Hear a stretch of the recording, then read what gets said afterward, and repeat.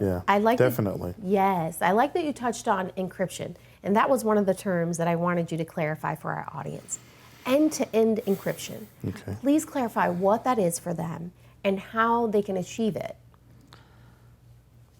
So I guess the easiest way to explain it is to explain what it's not. Like if you go out to a web page and type HTTP, right, that's in clear text. So any transactions between those is just text. So if I can intercept it, I can read the data. It just shows up. If it's conversation, text message, emails, or whatever, I can pull it down, and if I know the format, I can read it.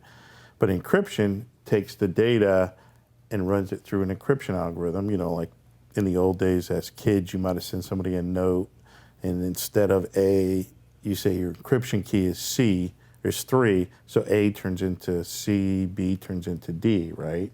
And then somebody decrypts it. So it's like that, but much more complicated, right? So end-to-end is just anything leaving my computer going to wherever it's going is encrypted. So that if somebody does intercept it, it's just garbage. Because the encryption algorithms now are almost impossible to break.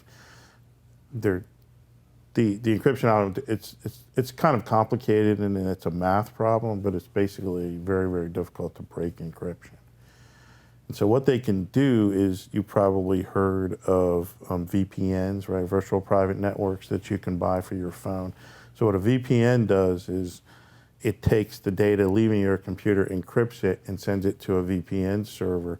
The VPN server then decrypts it and sends it to where it's going to go. So if anybody intercepts my stuff going back, they don't know what it is, whether it's going to a bank or whatever, something like that. Now, adding to that, when you go to a site that's HTTPS, like a bank, is secure, and so the data is encrypted from the start. But not everything goes to HTTP or goes to the web. Your systems communicate over a lot of different things. Applications talk to each other through the internet all the time. You connect to databases and other things, gaming and updates and all kinds of stuff. So hopefully I didn't talk about that too much. No, but, that's awesome. But the idea of end-to-end is beginning to end. Yes, I love that. And I love that you shared and what you shared, specifically the VPNs. Right, VPN, right. Yeah, how our homeowners and small business owners can use a VPN to secure their interactions over the web. Yeah, I should probably mention too, the VPN stands for Virtual Private Network. So it's almost like you have a plug from your computer to wherever you're going, a single plug.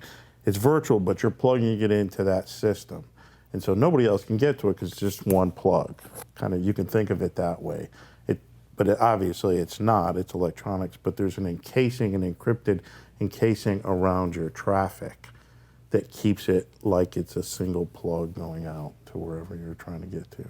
Thank you. I love that you clarified what VPN is. We do it a lot just in talking about the things. People talk about those things. And yeah, and forget to kind of explain for those that don't know what that is. I love the idea of that and explaining like the process of that end-to-end encryption.